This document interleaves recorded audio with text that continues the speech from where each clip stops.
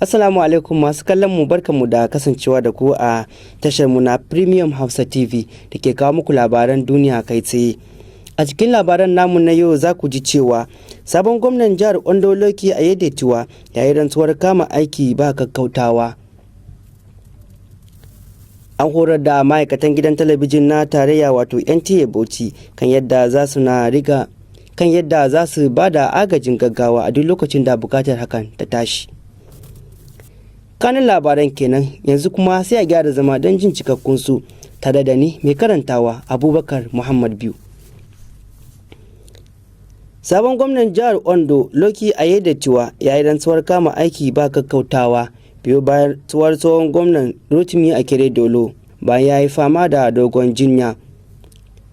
Da yake karɓar rantsuwa daga babban jojin jihar, sabon gwamnan jihar Ondo Okeredolu ya yi rantsuwar kama aiki ba kakkautawa, tare da yin alkawari cewa zai ɗaura daga inda mai gidan nasa ya tsaya. Daga ƙarshe sai addu'ar Allah ya ji kan mamacin, tare da bama al'ummar jihar hakurin juriya na wannan rashi.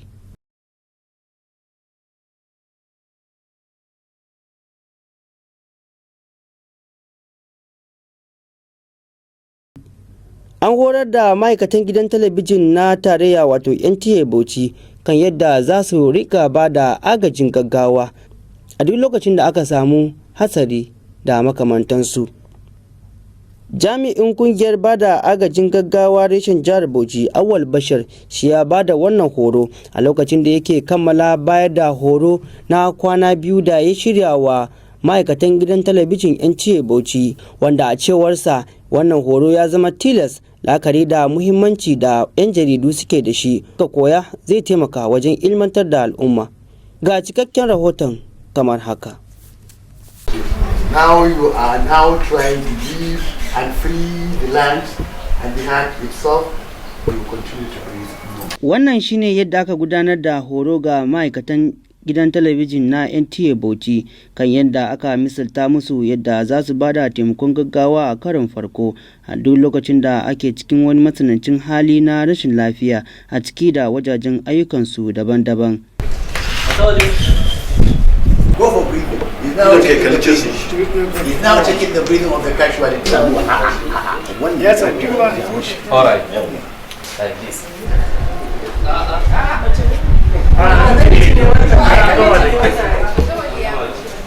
Waɗannan ba su ne kaɗai abubuwan da suka wakana ba, kamar yadda aka misalta musu hanyoyi daban-daban kan yadda za su kula da masu cututtuka kada da mai ciwon asma ko kuma wanda ya shake a lokacin da yake cin abinci da sauransu. Sauran sun hada da wakiyar hatsari, wanda suka hada da binciko tare da gano cewa wanda hatsarin ya risa da shi na raye ko na mace, hari da yin ɗauri ga wanda ya samu karaya, tsayar da jini mai zuba ba gaggautawa tare da taimakawa wanda aka soka masa wuka da dai sauransu, hari da yanda za a ɗauki wanda ya samu matsalar spinal cord a tanakai da sauransu. Janar manaja NTA Bauchi Hajiya Fati Isa da sauran ma'aikatan da suka halarci horon sun yaba ma Red Cross Society kan wannan hubbasa.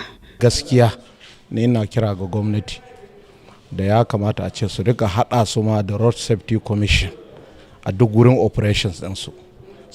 Mun koyi yadda za a bawa da taimakon farko wa kowaye ne ya samu matsala, wani abu zai iya faruwa mummuna ko a ofis, don sun ba da emphasis akan office ne ma. Yadda zaka taimaka mu wanda ya samu matsalan ma, akwai hanyoyin da zaka bi, watan kaman irin dabarbaru da zaka bi wanda zaka garin taimaka mishi ba zaka ƙara ji mishi ciwo ba.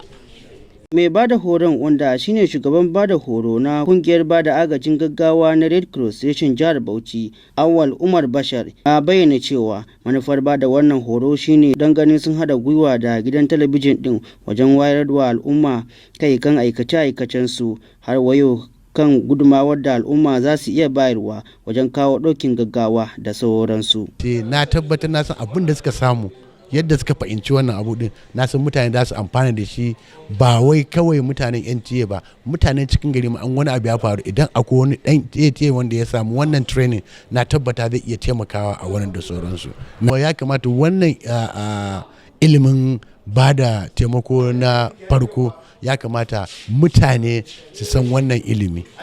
In ka san wannan ilimi za a ceci rayuwar jama'a da dama. An kaddamar da sabon tsangayar zamani tare da karatun boko domin inganta karatun yara manyan gobe a nan jihar Bauchi. Hakan ya biyo bayan yunkuri da gwamnatoci a dukkanin matakai suke faɗi tashi na ganin cewa an tabbatar da dukkanin yara suna cikin makaranta.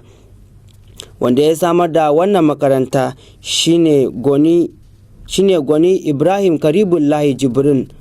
Kakar shi rahoton kamar haka.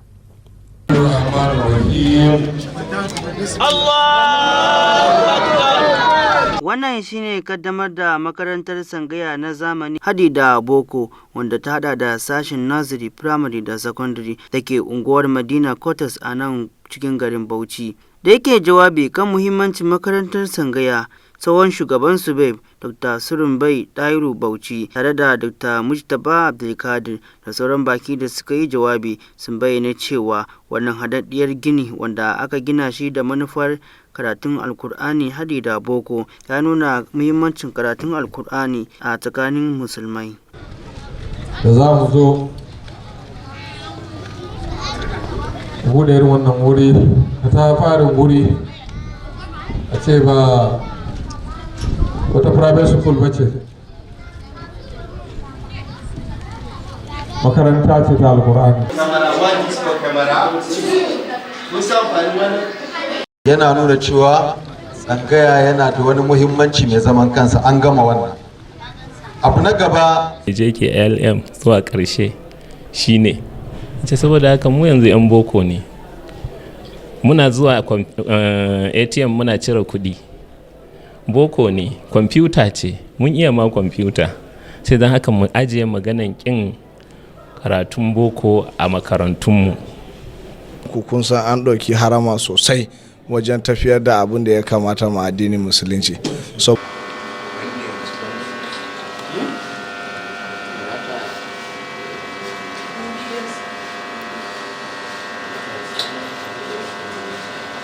Wanda ya samar da makarantar Goni Karibullahi Jibrin ya bayyana cewa wannan tsangaya na zamani da aka gina shi an gina shi ne bayan tattaunawa daban-daban tare da malaman addinin Islama a nan jihar Bauchi kan bukatar da ke akwai na samar da karatun makarantar tsangaya wanda zai daidai da zamani domin ta samu gogayya tare da takwarorinta faɗin ƙasa baki ɗaya. Sai kira ga iyaye da su yi amfani da wannan dama wajen sanya 'ya'yansu a cikin makarantar. Wannan ɗin in ka faɗa wani zai ji baka kyauta masa ba, amma gaskiya ne. Kuma ilimin boko ya kamata 'ya'yanmu su san shi. To alhamdulillahi akwai kwamishinoni wanda suka ba mu shawarwari ma akan wannan tsare-tsaren da muke kai. Suka ce ai irin wannan tsarin dama shi ya kamata ma a ce tun dama ana yi.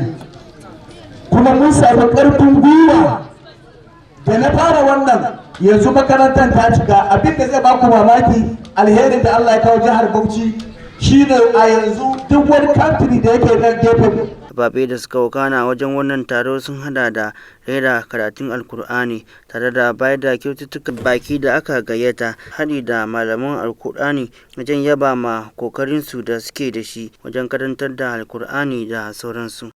إن الذين آمنوا ثم كفروا ثم آمنوا ثم كفروا ثم ازدادوا كبرا لم يكن الله ليغفر لهم ولا ليهديهم سبيلا. Duka ma a nan muka kawo ƙarshen labaran namu na yau, amma kafin mu tashi ga bitar waɗanda suka yi kanu. Da farko kun ji cewa sabon gwamnan jihar Ondo Loki Aiyedatuwa ya yi rantsuwar kama aiki ba kakkautawa. An horar da ma'aikatan gidan talabijin na tarayya wato NTA Bauchi kan yadda za su rinka ba da agajin gaggawa a duk lokacin da bukatar hakan ya tashi. Kashin labaran namu kenan. Abubakar Muhammad Biyu nake cewa mu kwana lafiya.